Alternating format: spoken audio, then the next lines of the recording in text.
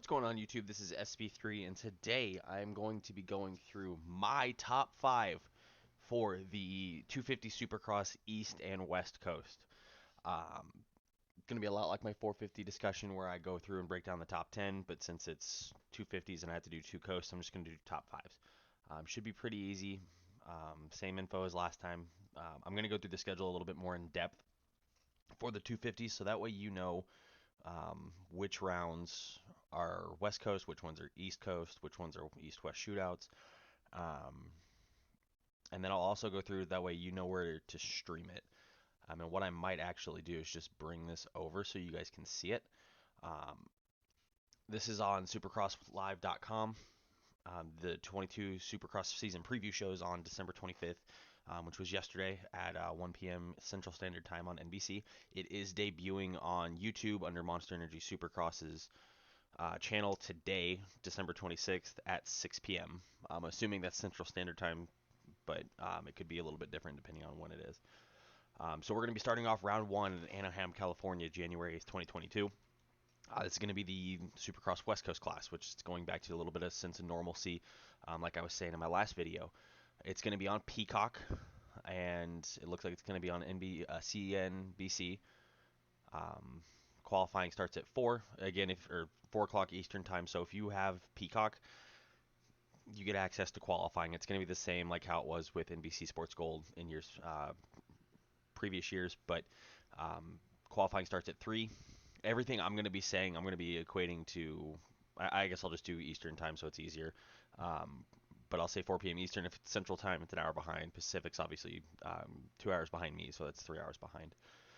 But yeah, qualifying starts at 4 p.m. Eastern on Peacock. Gate drop is at 10 p.m. Eastern time on CNBC and Peacock. Everything is going to be streamable on Peacock. I did just go through and check. They have not loaded the 2022 streams yet. I imagine it'll come in the next week or so. Once we get that up there, I'll let you guys know where it's at so that way we can start saving it to our replay so that way we can be prepared for Supercross. Supercross West Coast for the 250s is going through, it looks like round 7 or round 6 is going to be the last one. And then we'll switch over to the East Coast. But for rounds 2 and 3, it looks like you're going to be having access to the gate drops on USA Network, which is brand new from my understanding. I don't think it's ever been on USA before, or at least not recently. Round 4, we're going to be looking at NBC, CNBC. The NBC stream is going to be next day on the 30th, which is the day after. It starts at 3 p.m. Eastern. And then you got round 5 in Glendale, again, CNBC or Peacock. Same start time. Qualifying looks like it's a little bit earlier. And then round 6 is Anaheim, California. It's the final West Coast round in their first little stint. It's going to be strictly on Peacock, which is a little strange. That's kind of weird. But whatever. I have Peacock. It's $5 a month. Guys, if you don't have it, get Peacock. It's $5 a month. I guess it was. I guess I have to double check to see.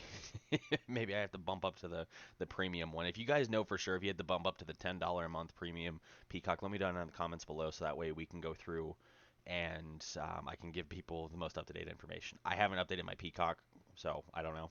I guess it could be on a different plan now. Round 7 out in Minneapolis, Minnesota is going to be the start of the East Coast Championship. That's where Colt Nichols is going to be defending his East Coast title. Justin Cooper is going to be defending his 250 West Coast title. And then, so round 7 through round, let's see here. Looks like East Coast will be rounds through round 11. Round 14 is going to be an East-West shootout. And then same thing with round 17. So round 7, you've got NBC next day, re-air the 20th, the day after it, at noon Eastern. Everything other than that, it's on CNBC. Same thing with round 8. Round 9, which is Daytona. Round 10 is on CNBC or Peacock. Round 11, the West Coast starts back up at round 12 on USA and Peacock. CNBC for the East. Oh, that's weird. So it goes east, west, they get one round and then goes back to east. And then they do an east-west shootout on NBC, which this is the first one that's same day. Round 14 is same day NBC, so it's going to be good for the sport because it's on what I would consider a basic channel. Same with round 15. It's going to be East Coast, West Coast for round 16, and then East-West shootout. Wow. Okay, so they're getting the last 1, 2, 3, 4 rounds on NBC. Oh, that's the next day re-air. I'm sorry. So rounds 14, 15, and 16 are all going to be same day on NBC, which is good. It's a good way to build up the sport. It gives us a little bit more to go off of. Looks like there's a wow. This is an early one.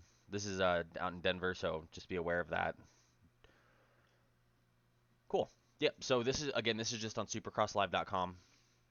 I went over here to TV and then did broadcast schedule. That's the easiest way to find it because everything else I was seeing wasn't showcasing what was East and West Coast, what necessarily the times were. I panicked a little bit because I really thought Peacock had gotten removed because I didn't see it on RacerX whenever I was looking at it. But this is a great tool. I use this all the time whenever I'm looking up the Supercross stuff. But here we go. That's the 2022 schedule. That's a little bit more of the breakdown. This is the same thing from the last video. It just tells you where everything is, the dates and the round. So this is going to be my top 5 for the Supercross West Coast class. So this is going to be the one where Justin Cooper is defending his Supercross title on the Star Racing Yamaha. So here we go. 5th place, I've got Michael Mosiman, the number 29 on the Troy Lee Red Bull Gas.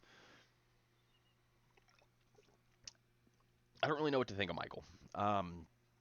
He's fast when he wants to be, but I think he tends to ride over his head a little bit. I'm hoping a second year on this bike leads him into a little bit more success. I think him and Jet getting together last year, it put Michael, I think, a little bit more in the spotlight than what he's been in years previous. He's always been an aggressive and I'll say a dirty rider, but he's not afraid to dish it out. He reminds me a lot of a younger Justin Barcia, so it's probably a good thing they're on the same team. But I'm looking for Michael to have a solid season. I don't think he gets a win this season. I don't think he's quite there yet. He's fast, but he tends to throw it away. I think whenever he gets an aggressive pass made on him, he wants to get back by, and he either can't catch the person or he makes a mistake and gets into them. And I don't know. I like Michael. He's fast. He's quick. He looks like he could win races, but then he goes out and makes little mistakes.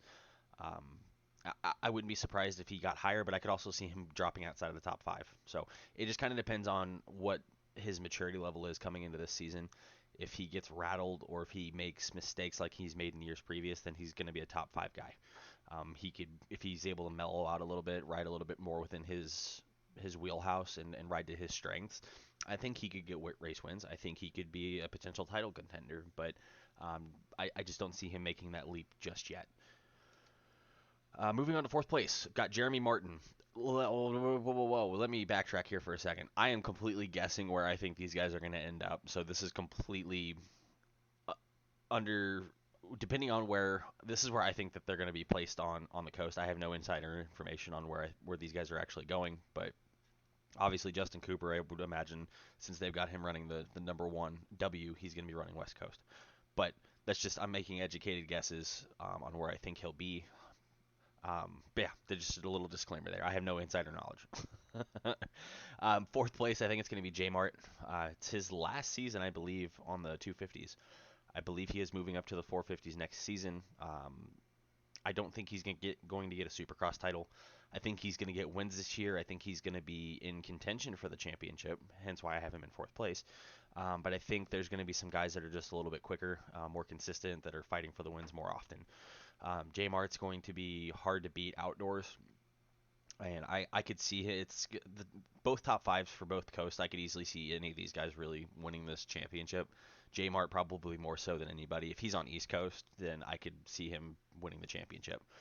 But I think they're going to try to put him on the West Coast, if I had to make a guess, just in case Justin Cooper makes that mistake. I think the West Coast is considered the more prestigious title. So I think if they're going to put their second strongest rider outside of the champions, they're going to put the second strongest rider on the West Coast. And to me, that's going to be Jeremy Martin. I don't have Christian Craig in my top 5 on either one. Spoiler alert. I think he's going to get hurt, and he's going to miss a couple races, and he's in his last year on a 250 as well. So um, that's where I've got it. Jeremy Martin, I think he's going to get race wins. I think he's going to be in contention for the title early on, but then I think something's going to happen, whether it be he makes a mistake, falls down, whatever, and it's going to bump him out of the title picture. Um, but I wouldn't be surprised if he won. I said this a lot in the last video, just because I can see the talent level and how deep it is on both coasts, and I can see how deep it is in the 450s, and realistically, any of these guys could win the championship. So that's another disclaimer for me is anybody in these top 5 could very easily be swapped. This is just where I picture everybody going based off of what I've seen in previous years. Third place, I've got the number 1, the defending champion, Justin Cooper. I've got him running third place. I believe this is his last season in the 250s as well. I believe Star Racing is about to lose a lot of their riders. But Cooper, I've got him in third place. I think there's going to be a couple riders that are going to ride just a little bit better than him, and they're going to go for it just because, like, I'm going to imagine that Forkner is going to be on West Coast as well.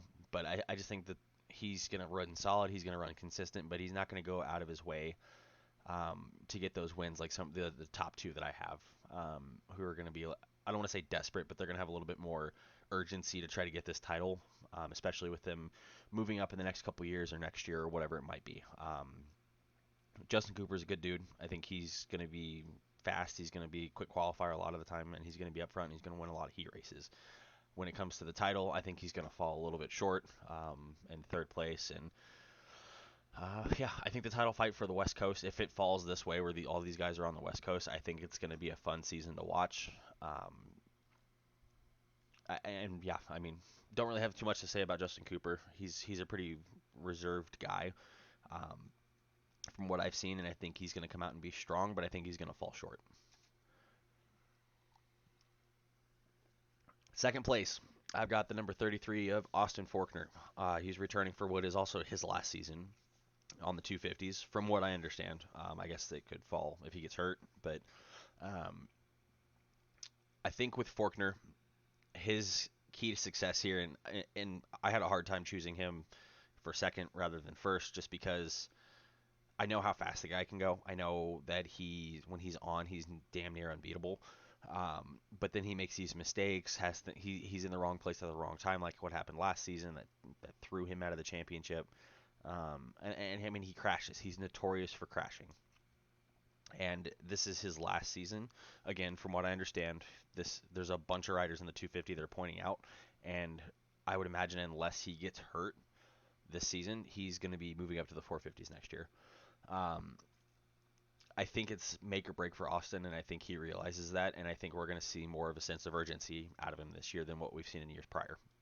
Um, he wants to win the title, but whenever you're getting ready to move up to the 450 class the next season, you have to add as many accolades to your resume as you can before you move up. Unless he's already got a ride for Cowie lined up, and Jason Anderson's just a buffer for a year or two, but that's a different story. um, I think Forkner's going to come out and he's going to be fast. I think he's going to make some mistakes like he's done in previous years, and I don't really expect a whole lot to change. Austin rode safe last year, and it kind of showed. He wanted to have a solid season. He wanted to not get injured, and I mean, it still ended up happening, but he rode a lot more reserved, especially in outdoors, and I think that's something that he needs to kind of find a better balance of, so that way he can fight for the win whenever it's necessary, especially if he's in title contention. Um, but he's got to be able to put it in play and be able to make himself, you have to be able to realize, hey, if I need to win this championship before I move up to the 450s, I need to ride a little bit more aggressive. But he's got to find that balance where he's not riding over his head like he's done in previous seasons that's cost him championships. Because realistically, he reminds me a lot of Adam. And a lot of the Team Green guys that come up, they ride kind of similar. They're wicked fast, but then they make these silly mistakes and they crash out. So I'm hoping that Austin can find that balance and really fight for a title, because in my mind, it's either going to be him or the guy that I picked for first place, and it could very easily swap. And if either one of those guys make a mistake, then Justin Cooper is going to be right there to take the title. So my first place After seeing him perform the way he performed in outdoors, I think it's hard to bet against Jet this season. If he can come out and keep himself off the ground, he's got the speed to win the championship. The only thing that's going to work against him this season is that they're on a brand new bike. They're on the bike, or they're in the situation that HRC was in last year on the 450s, and that's the only thing that I can. That's the only reason I can see Jet not winning the title this year is if there are some struggles with the bike trying to get it to where he was on the previous year's 250. I know sometimes whenever they do the new intros to the bikes, you almost want to go back to the previous year's bikes because you have it figured out. Um, so I see it going one of two ways. Either he's going to come out and he's going to be really, really good and he's going to win the championship, or that new bike's going to have some setbacks, it's going to have some drawbacks, and he's going to struggle a little bit at least initially. And depending on how bad Jet struggles, or if he's trying to override to compensate for what he hasn't found in the bike yet, I could see it going downhill, him having a crash, and just like that, he's outside of the championship. I think he wins the outdoor title again, but I'm going to do a video on that later on in the year. But he's my pick for the 250 title. If not him, then it's going to be Jeremy Martin for outdoors. So, yeah, I'm getting a little bit ahead of myself, but Jet, just the growth we've seen in this kid since he's sprang onto the scene, I think it's hard to bet against him for whatever coast he's on. If for whatever reason they don't have him on the West Coast, then I think he's a shoe-in for the 250 East Coast Championship. But that's it for the West Coast. I mean, I'm going to say this twice, but what do you think about the West Coast? Who do you think is going to be on the West Coast? Do you think the people that I picked in the top 5 are likely to be on the West Coast? If not, let me know who you think is going to be on what coast and where you think they're going to finish. But we're going to move on to the East Coast. 250s, top 5. Starting off with 5th place, I've got the defending champ of Colt Nichols. Yes, I've got both champions not defending their titles this year. I think we're going to have 2 new champions. I think Colt Nichols, he's a solid dude. He's a good rider. He's another one, I believe, that's got to move up next season. So he's got to perform well, and Colt Nichols finally finished a season healthy and he won a championship. So I can see him coming out and building off the confidence that he got last year and winning a title again. It's not that hard. It's not that far fetched of an idea to see him come out. But I think if the people that are on the East Coast, at least the ones that I've picked, if they can stay healthy, I think it's going to be hard for him not to win the championship, it's going to be hard for him to win the championship. And again, I got to play devil's advocate with myself, but I can see this going both ways. I can see on the West Coast, I can see Cooper coming out and building off the confidence that he got last year. But then going into outdoors, you see that he got beat by his main competitor, which was Jet Lawrence. And if Jet's on the same coast as Cooper, which I'm betting that they're going to be, I think it's going to be hard. It's going to, especially if Jet can come out and start winning and beat Justin Cooper straight up. It's going to be hard for him to maintain his confidence of winning a Supercross title when the guy that just beat him is, running amok. And it's the same thing with Colt Nichols. I think he's going to come out and the people that I've got ahead of him are going to be running a little bit more consistent. They're going to have a little bit more flashes of speed that are going to put him up front. So that's why I've got the defending champ 5th place. I think he gets a race win. I think he comes out to round 7 in Minneapolis, and I think he comes out and he wins. And I think it's a solid regression after that. 4th place, I've got the number 24 of RJ Hampshire, the Rockstar Energy Husqvarna. And I was a little perplexed. I almost didn't have RJ in my top 5 on either coast. And I think 4th place is a good fit for him. I think he's going to do well this season, but I don't think we're going to see anything too terribly different from what we've seen in prior years. I think it's going to be a good season for him. I think if he can go out there and win, then he can move himself up. But I don't know. He has never really taken that next step to be a championship contender, and when he tries to have that speed, he rides over his head and he crashes. They're never really huge crashes, but they're enough that knocks him out of a 1st place finish and drops him down to 8th or 6th or 5th or wherever he finishes. And I think that's going to be a hindrance to him again because he has the speed to win. He has the speed to be a champion. He's had the speed since he was on Geico Honda, but I don't see him taking that step or finding another I think this is his third season on the team. So with that, I think we gotta expect more of the same. Unless Alden, if he's still training with Alden, unless Alden comes in and finds another gear within him in the offseason, which is entirely possible. But I've got RJ finishing fourth. Third place, got the ever consistent Joe Shimoda. From what I've been reading and listening in on podcasts, he's been riding really well. I think I heard a rumor that he got injured, but I don't know that to be true, so I'm not going to talk too much on it, and I'm going to assume he's going to be fine. Um, Joe's coming into his second season with the pro circuit team. Last year he came in as a tryout that added a fifth rider to the roster, and he came out and he was solid. He was coming in as second fiddle to Austin Forkner, and he came out and he outperformed him. Austin got hurt, so I mean that takes him out of it a little bit. But I think Joe comes out. I think he gets another race win, and I think he's consistent. I think he's going to what Joe needs to do to become a champion in Supercross is he needs to come out and he needs to ride over his head a little bit to really contend for the wins and not have something that Joe earned his win. Don't get me wrong, but he's got to be able to consistently be up there, and he's got to be able to fight back and push forward and get more than third or fourth place every single race. He's consistent as hell. I'll give him that. He can start pretty much anywhere, and he's always going to finish around fourth or fifth place, or third or second. He needs to have a little bit more to get him up to the championship level, I think, and I think we're going to see strides to that this season. And I really think next year Joe Shimoda is going to be a title threat. Second place, I've got Hunter Lawrence, and I really had to fight hard to not put him at number one. And he recently got his deal with Red Bull. He had a solid Supercross season last year, and he had a solid outdoors. He got his first win last year, and he got to carry the red plate. I think another year of a healthy Hunter Lawrence is going to see him become a little bit more dominant in this class. And I had to really I almost put him at first. I'm not gonna lie. I almost had Hunter and Jet winning the Supercross, which I don't know if that's ever been done, where the same year both brothers won the Supercross title. But I'll be very upfront and honest. I think he can win it this year if he can come out healthy and he continues building off of whatever ailments he had in previous years. If he's able to build off of that and continue to be stronger. I know in interviews he stated that he had some dietary things that he was doing that really hurt his body, and I think that's why they're going to have him on East Coast. And I'm pretty sure that they've said that Hunter's going to be East and Jet's going to be West.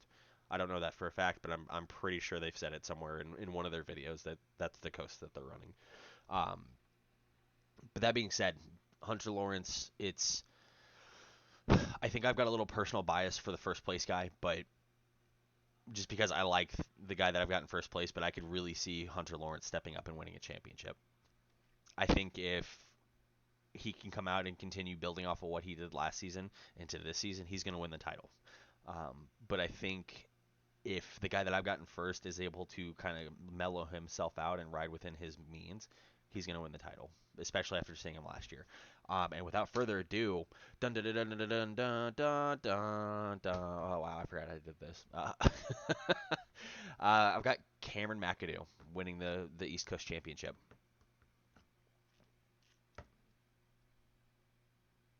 I don't know what to say.